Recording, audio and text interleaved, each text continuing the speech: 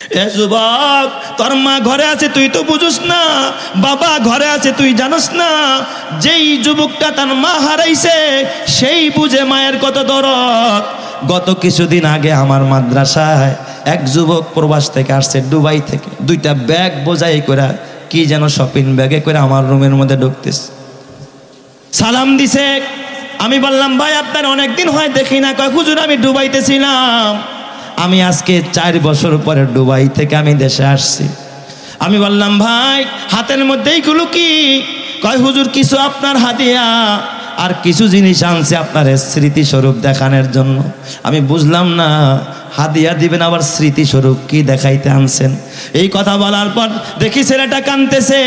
হঠাৎ ওই ছেলেটা দেখি একটা পুরান ব্যাগের থেকে কিছু পুরান কাপড় বের করছে, একটা জায়নামাজ, ওই যে পুরান কাপড় দিয়া নিজের হাতে সেলাই করা জায়নামাজ, দামি কোনো জায়নামাজ না, ওড়না মোড়না দিয়া সেলাই করছে আর কি নামাজ পড়ার জন্য। সামনে একটা চানের মতো দেওয়া আর কি, বুঝলাম এটা জায়নামাজ। এটা বের করে কাঁদতেছে। আমি বললাম কাঁদো কেন ভাই? কয় উস্তাদ আমি বিদেশ যাওয়ার পর আমার মায়ের মতো অসহায় এই এলাকার কেউ নাই, আমার মা কবরে চলে গেছে। হুজুর আমি তো এই মাদ্রাসার থেকে কোরআনের হাফেজ হয়েছিলাম, আমার মা অভাবে পড়ে আমার বাবার ইন্তেকালের পরে আমার বিদেশ পাঠায়। হুজুর আমার মা এত বড় আমলি মানুষ, আমার মা এমন কোনো সময় নাই আমি সন্তানের জন্য চোখের পানি ফালায় আমার মা কাঁদে নাই। আমি বিদেশ যাওয়ার পর আমার মা এমন কোনো মাস নাই যে রোজা রাখা আমার জন্য দোয়া করে নাই। একবার আমি অসুস্থ হয়ে গেলাম, মাকে আমি বললাম মা আমি অসুস্থ।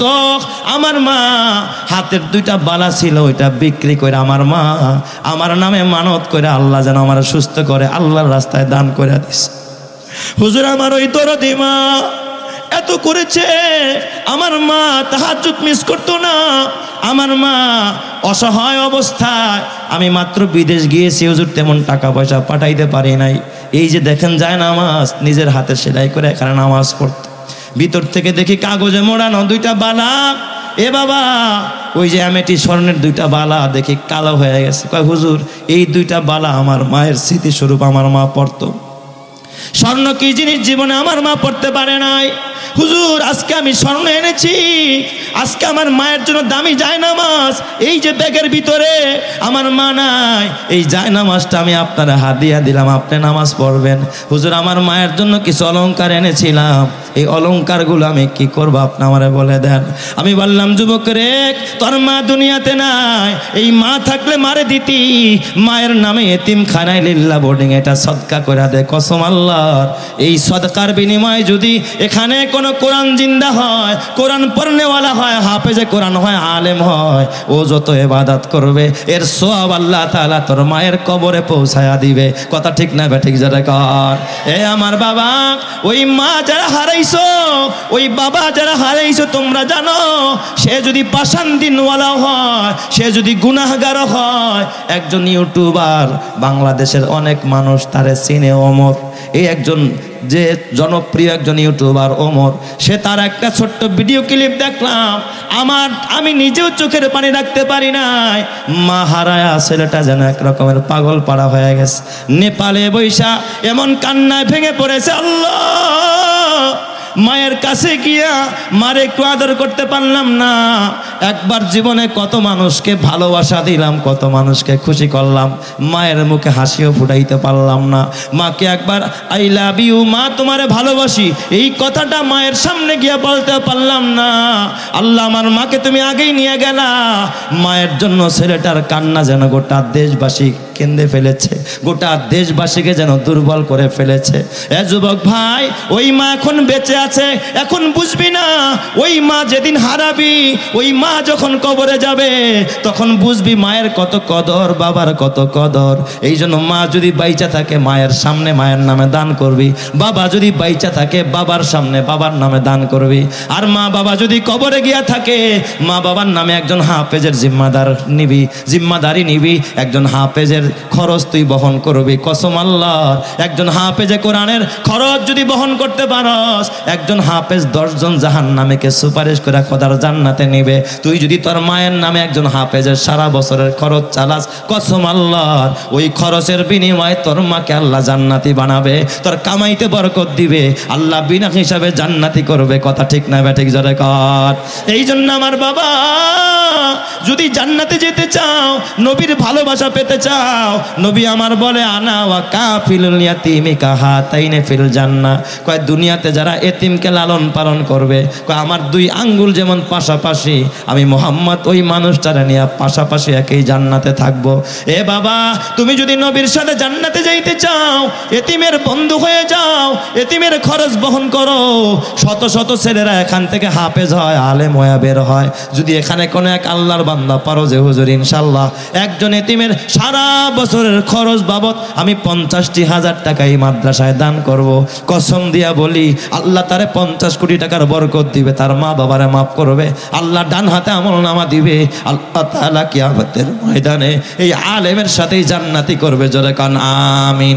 সর্বপ্রথম কে পারবেন যে হুজুর ইনশাল্লাহ আমি একজন এতিমের খরচ সারা বছরে 50,000 টাকা ইনশাল্লাহ এই লিল্লাহ বোর্ডিংয়ে এতিমখানায় দান করবো, হাফেজে কোরআনের জন্য দোয়া করবো, আল্লাহ তাআলা তাকে নেক হায়াত দিবে, তার মা বাবারে মাফ করবে, আল্লাহ তাআলা বিনিময়ে জান্নাত দিবে। জোরে কান আমিন। সর্বপ্রথম কার নামটা ইনশাল্লাহ বলেন? 50,000 আছেন দেওয়ার মতো কোন আল্লাহর বান্দা?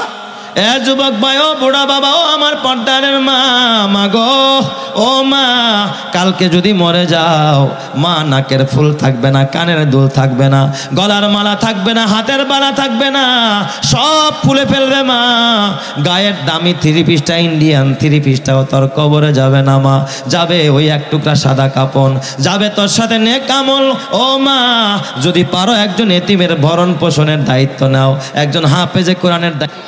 এই এলেমের ধারক বাহক সাহাবায়ে কেরাম, এই এলেমের ধারক বাহক তাবেঈন, এই এলেমের ধারক বাহক তাবেঈন, খোলাফায়ে রাশিদিন, আইম্মায়ে মুজতাহিদিন, এই এলেমের ধারক বাহক আমাদের আকাবেরিনী হযরত ওলামায়ে কেরামকে আল্লাহ ইলম দান করেছে। আলেমের কত দাম, আলেমের কত মর্যাদা। এই উম্মতের ভিতরে একজন বড় আলেমের নাম হযরতে আলী। বড় আলেমের নাম কি? হযরতে আলী। যেই আলীর শানে আল্লাহর নবী বললেন, আনা মাদিনাতুল ইলমি ওয়া আলিয়ুন বাবুহা, আমি হইলাম ইলমের শহর, আর ওই শহরের প্রধান ফটক, প্রধান দরজা হলো আমার আলী। যাকে শিক্ষামন্ত্রী বললেও তার হক আদায় হবে না। সুবহানাল্লাহ যেরকম সবাই। তাহলে হযরতে আলী ছোট আলেম না বড় আলেম? কেমন বড় আলেম হযরতে আলী? এ আমার বাজার, তোমরা তো জানো না, অর্ধ জাহানের খলিফা আমিরুল মুমিনিন হযরতে ওমর রাদিয়াল্লাহু তাআলা আনহু যখন মুসলিম জাহানের খলিফা, ওনার দরবারে এক গ্রাম্য মানুষ আসছে বিচার নিয়া, নিজের বিচার নিয়া আমিরুল মুমিনিনের কাছে আসছে। কারণ ওই ব্যক্তি শুধুমাত্র নিজের অন্যায় স্বীকার করে এবং বিচারের মুখোমুখি হয় যেই মানুষের ভিতরে আল্লাহর ভয় আছে, কিয়ামতের ভয় আছে, আল্লাহর আদালতের সামনে দাঁড়াইতে হবে, এই ভয় যার ভিতরে আছে ওই মানুষটা গুনাহ করতে পারে না, গুনাহ করলেও সাথে সাথে তওবা করে নেয়। কথা ঠিক কিনা? গুনাহ হয়ে গেলেও সাথে সাথে কি করে নেয়? তওবা করে নেয়। একজন গ্রাম্য মানুষ, সাদা সিধা মানুষ আছে না? এই যুগেও আছে সাদা সিধা মানুষ, 6 আর 9 বুঝে না, ডাইনার বাম বুঝে না, টেবিলের উপর দিয়াই বুঝে, নিচ দিয়া দেওয়া নেওয়া বুঝে। এরকম মানুষ আছে না নাই?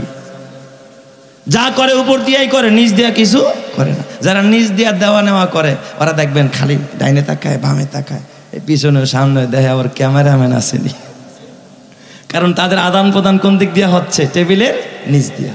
কিন্তু তো জানে না ডাইনে ক্যামেরা নাই, বামে ক্যামেরা নাই, সামনে নাই, পিছনে নাই, কিন্তু উপর থেকে ক্যামেরা ফিট করে রেখেছেন যিনি, তিনি কে?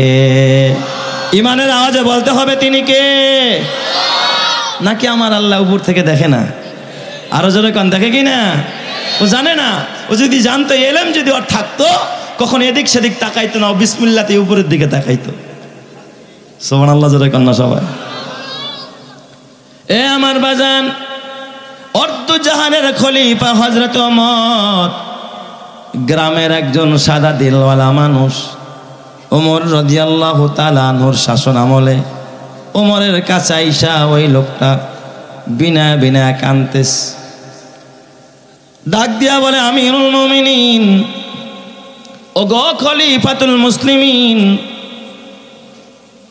আমিরুল মুমিনিন, আমি একজন গ্রাম্য মানুষ, একজন বেদুইন, আমিরুল মুমিনিন, আমি জীবনে কিছু পাপ করে ফেলেছি, আমার জীবনটা কিছু পাপের সাথে জড়ায় গেছে। আমিরুল মুমিনিন, আল্লাহর জাহান্নামের আযাব সহ্য করার মতো ক্ষমতা আমার নাই।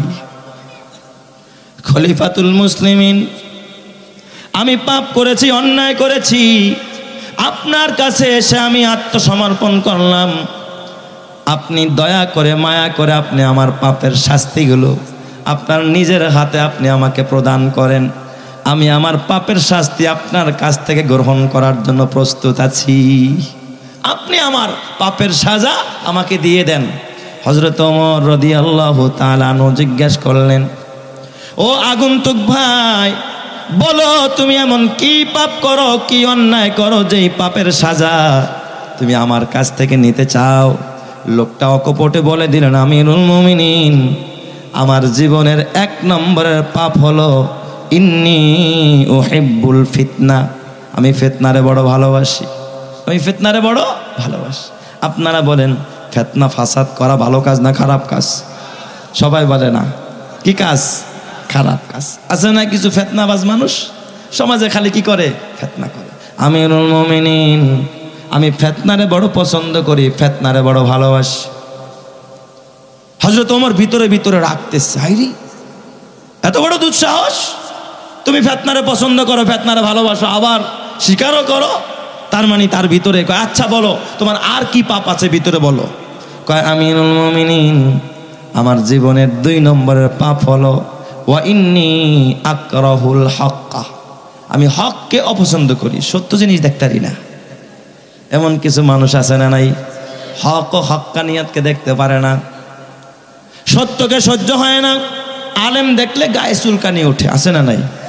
হ্যাঁ, মসজিদ মাদ্রাসা দেখলে মনে হয় গায়ে জ্বালা পোড়া উঠে যায়, এমন কিছু কপাল পোড়া সমাজ আছে না নাই?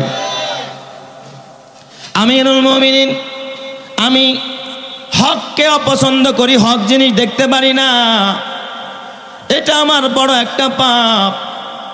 আর কি পাপ করো? আমিরুল মুমিনিন, আমার 3 নম্বর আরেকটা অপরাধ আমি করি। কয়, বলো কি অপরাধ? আমার আরেকটা অপরাধ হলো ইন্নী আশহাদু মা লাম আরাহু, যা দেখি না ওই জিনিসে সাক্ষী দেই, না দেইকা সাক্ষী দেই। বলেন তো, না দেইকা সাক্ষী দেওয়া, এই রকমের মিথ্যা সাক্ষী দেওয়া জায়েজ না হারাম? আমাদের সমাজে মনে হয় আছে, আছে না নাই? এই কথাগুলো শোনার পরে ওমর রাদিয়াল্লাহু তাআলা আনহু, এমনিই তো মেজাজি মানুষ, জল্লাদরা ডাক দিয়া কয়, তাড়াতাড়ি বন্দি কর, বন্দি কর, আয়না ঘরে ঢুকায়া দে। কোথায় ঢুকা? একেবারে বন্দি করে দিস। একটু কাছে আসলে মনে হয় ভালো হইতো পরিবেশটা, না? একটু কাছে আসেন মহব্বতের সাথে, ভাই।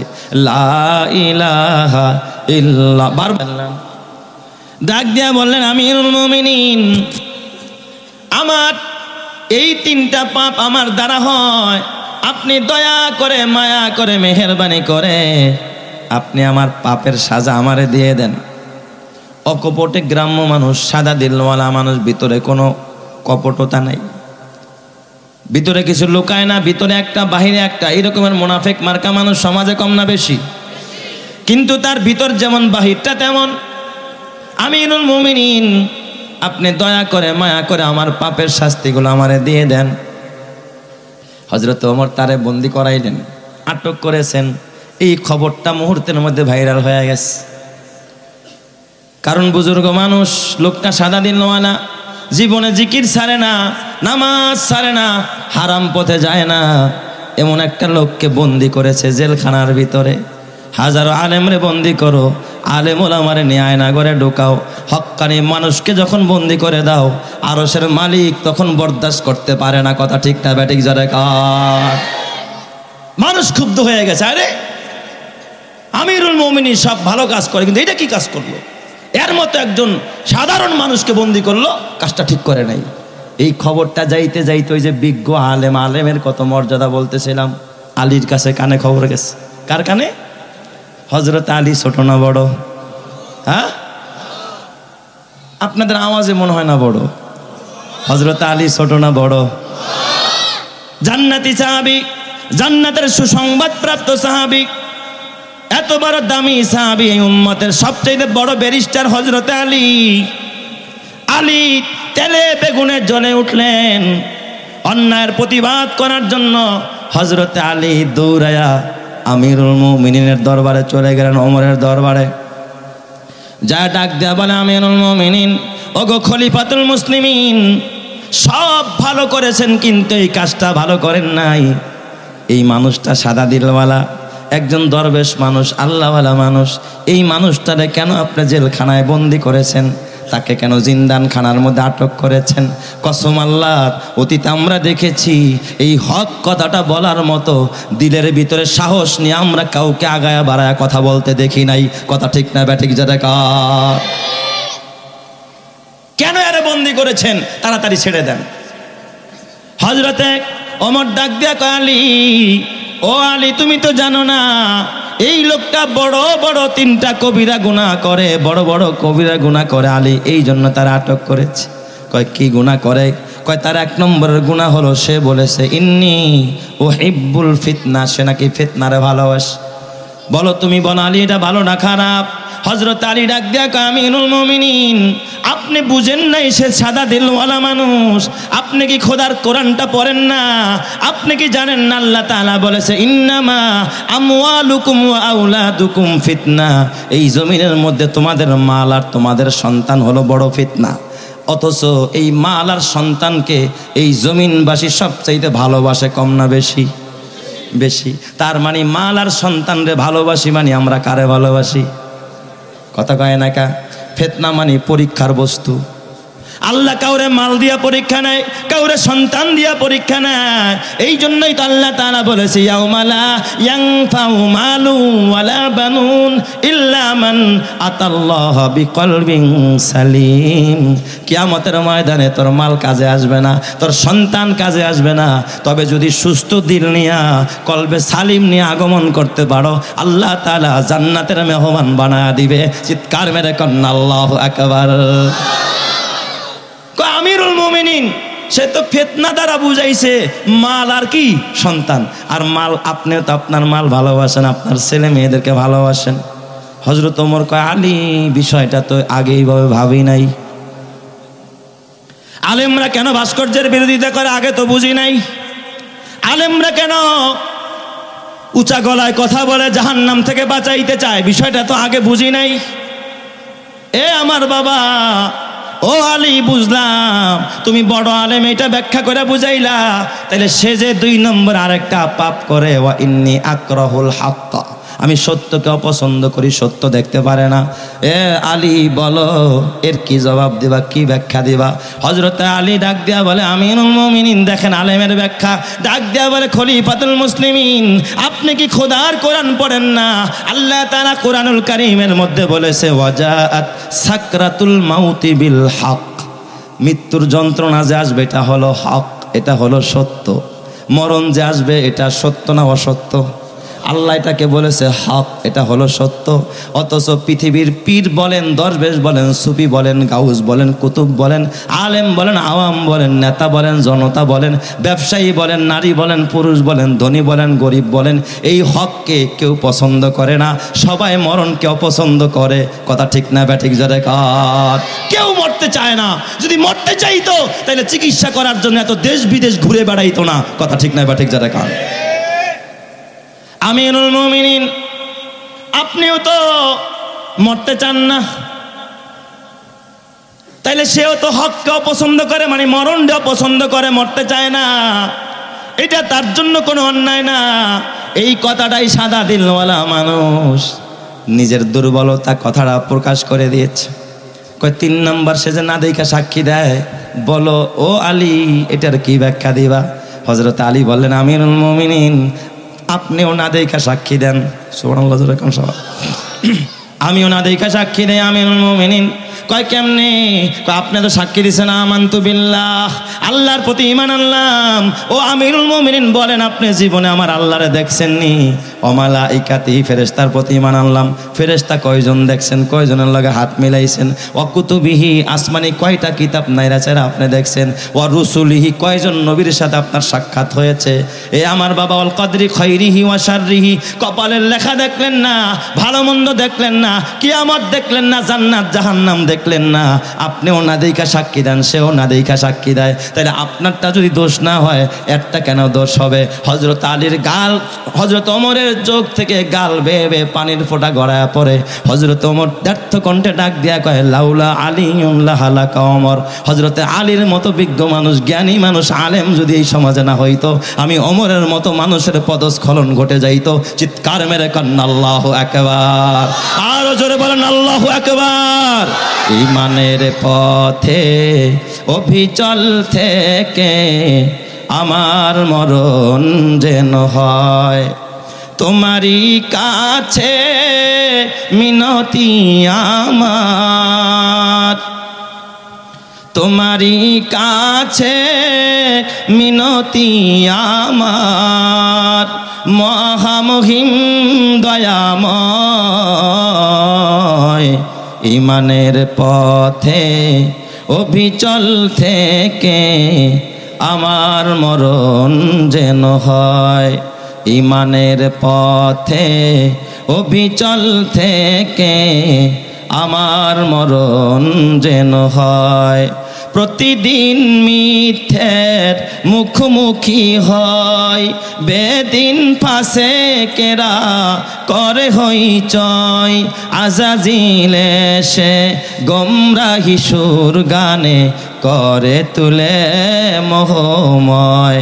ঈমানের পথে অবিচল থেকে আমার মরণ যেন হয়, তোমারই কাছে মিনতি আমার, মহামহিম দয়াময়। ঈমানের পথে অবিচল থেকে আমার মরণ যেন হয়, ঈমানের পথে অবিচল থেকে আমার মরণ যেন হয়। জোরে জোরে বলে আমিন। এ আমার বাবা, এই জন্য নবী আমার বলে ওমাইয়ুতাল হিকমাতা, আল্লাহ বলে ওমাইয়ুতাল হিকমাতা ফাকাদ উতিয়া খায়রান কাসীরা।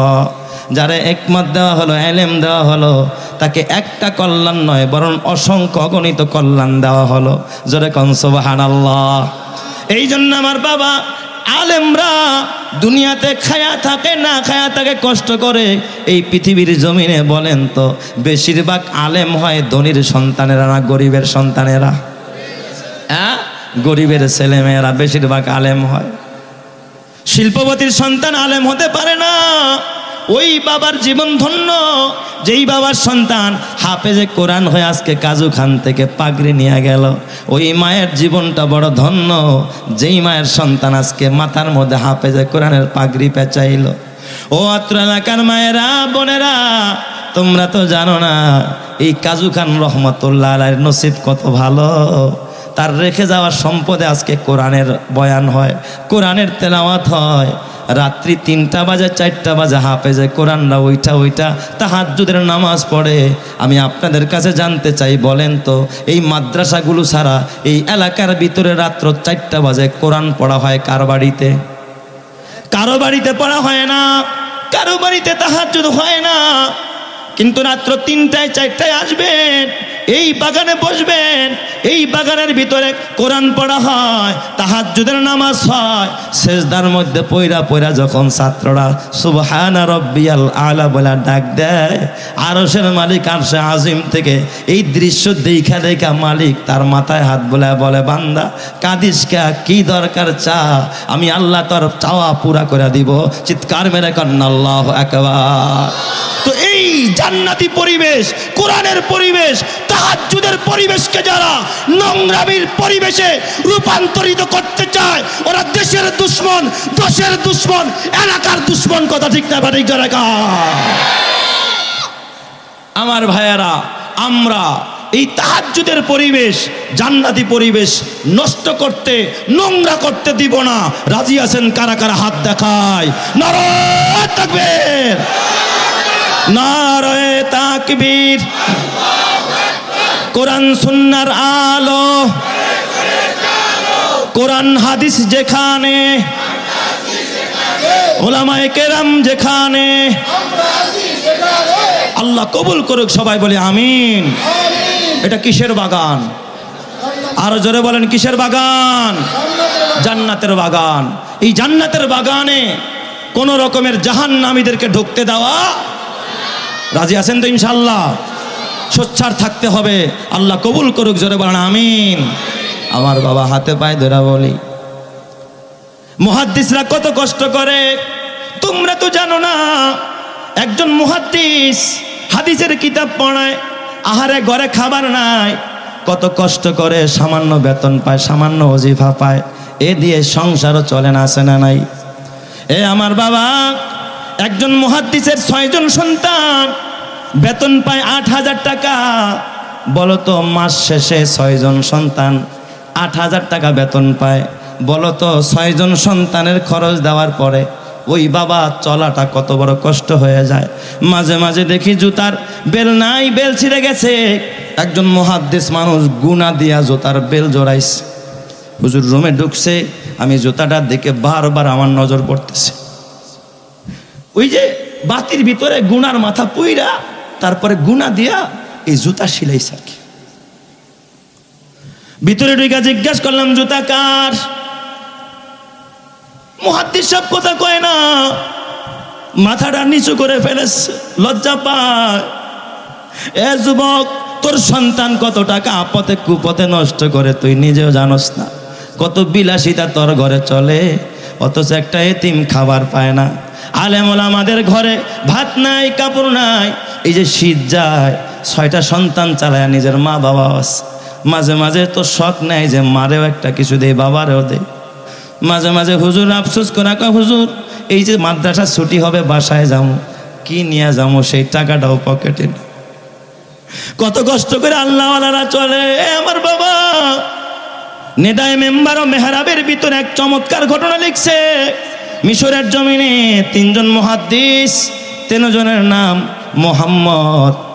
এই 3 মুহাদ্দিস মিল্লা পণ করছে, তারা হাদিস জমা করবে, হাদিস লিখবে। জমা করছে, লিখতেছে। খাবার ছিল যা, পানি ছিল যা, সব শেষ হয়ে গেছে। মুহাদ্দিসরা এবার পরামর্শ করে বৈঠক করছে যে না খায়া তো আর কাজ করা যাবে না। 1 দিন করলাম, 2 দিন করলাম, না খায়া কেমনে কাজ করব? তাহলে আমরা তো কাজ করব কেমনে খাবো? 3 জনে মশওয়ারা করছে যে আমরা 2 জনে লেখবো আর 1 জনে বাজারে যাবে, কুলিগিরি করবে, বোঝা টানবে। সে মালটাই না কিছু টাকা নিয়ে আসবে, আর ওই দিয়ে আমাদের দিন চলবে। এরপরে পরের দিন আরেকজন যাবে, বাকি 2 জনে লিখবে। পরের দিন আরেকজন যাবে, লটারি দিয়া যার নাম উঠবে আগে সে আগে যাবে। এইভাবে করে মনস্থ করল। প্রথম দিন লটারিতে যার নাম উঠছে তার নাম মোহাম্মদ বিন নাসের রহমাতুল্লাহ আলাইহি। উনি রাতের বেলায় ঘুমাইতে পারে না, কারণ তার জিম্মায় মানুষের খাবারের জিম্মাদারি আইসা গেছে। আল্লাহ, যদি মাহাজনটা ভালো না পাই, টাকা যদি না পাই, আমার সাথীদেরকে আমি কি খাওয়াবো? রাতের বেলায় সেজদায় পড়ে কান্দে, আল্লাহ ও আল্লাহ, ভালো একজন মহাজন মিলে দিও, যেন কয়টা পয়সা পাই, মুহাদ্দিসদেরকে যেন সকাল বেলায় না খাওয়াইতে পারি। আল্লাহ, একজন আলেমের মুখে যেন আমি হাসি ফুটাইতে পারি। রাতের বেলায় কেঁদেছে। সকালবেলা লেবারি করার জন্য যখন বাজারে রওনা করছে, পথিমধ্যে দেখে সামনে থেকে উট বোঝাই কইরা মাল নিয়া কে যেন উট ঠাকায়া সামনের দিকে আসতেছে। দেখাই সালাম দিয়া কয়, এই মিয়া তোমার নাম কি? কয় আমার নাম মোহাম্মদ বিন নাসের। কয় ও তুমি নাকি? কয় হা। কয় তোমরা না 3 জন? কয় হা। কয় বাকি 2 জন কই? কয় ওই যে ঘরের ভিতরে ওনারা হাদিস লিখতেছে। কয় কই যাও? বাজারে লেবারি করার জন্য। কয় বাজারে যাইতে হবে না, এই উটের মধ্যে যতগুলো মাল দেখো সব মালগুলো এই উটগুলো টাইনা নিয়ে যাও, তোমাদের 3 জনের জন্য এই মালগুলোর বরাদ্দ হয়েছে। চিৎকার মেরে করেন আল্লাহু আকবার। মোহাম্মদ বিন নাসের কাঁদতেছে, ও আল্লাহর বান্দা, কে গো আপনি? কোথা থেকে মাল আনলেন আর আমাদের কেমনে চিনেন? কয় তুমি তো জানো না, রাতের বেলা আমারে চিনো না, আমি মিশরের বাদশা, আমার নাম আহমদ। রাতের বেলা আমি যখন তাহাজ্জুদ পড়ে ঘুমাইলাম, ঘুমের ঘরে দেখি মদিনাওয়ালা নবী আমার কাছে আইসা গেছে। মদিনাওয়ালা নবী আমার ডাক দিয়া কয়, আহমদ কার খেদমত করস, কারে খাওয়াস? ওই যে আমার মুহাদ্দিসরা খানার জন্য, লেবারি করার জন্য প্রস্তুত হয়ে গেছে, জলদি যা খাবার নিয়ে যা। তাই আমি কয়েকটা উট বোঝাই করে তোমাদের জন্য খাবার নিয়ে আসছি। চিৎকার মেরে করেন আল্লাহু আকবার। বলেন তো আল্লাহওয়ালাদের রিজিকের ব্যবস্থা করেন যিনি, তিনি কে? আল্লাহ। আল্লাহ তাদেরকে না খাওয়ায় রাখে না, মুহাদ্দিসরা না খায়া মরে না। হয়তো জুতাটা বাটা পড়তে পারে না, একটু গুনাদা জোড়ায়া পড়ে, দিন কিন্তু চলে যায়, কবরে গেলে বোঝা যাবে তার স্থান কোথায় আর তোমার স্থান কোথায়। এ আমার যুবক ভাই, ও আমার বুড়া বাবা, এই জন্য খবরদার খবরদার, ও পর্দানের মা বোনেরা, মাগো যদি জান্নাতে যাইতে চাও, সন্তানকে যদি মানুষের মতো মানুষ বানাইতে চাও, তোমার মৃত্যুর পরে যদি তোমার কবরের পাশে দোয়া করতে পারে এমন একজন সন্তান তৈরি করতে চাও, হাফেজ বানানোর কোনো বিকল্প নাই, আলেম বানানোর কোনো বিকল্প নাই, আল্লাহওয়ালা বানানোর কোনো বিকল্প নাই। কারণ সন্তান যদি আল্লাহওয়ালা হয়, সন্তান যদি নামাজি হয়, সন্তান যদি বাবা দিন বোঝে, ওই সন্তান পিতামাতার জন্য দোয়া করে, আর পিতামাতার জন্য সন্তান যখন দোয়া করে, ওই পিতামাতাকে জান্নাতি বানায় দেয় যিনি, তিনি কে? এখানে কার কার মা নাই একটু হাত তুলেন দেখি। আহারে অনেকের মা নাই। কার কার বাবা নাই তারা একটু হাত তুলেন দেখি। আহারে অনেক মানুষের মা নাই, বাবা নাই।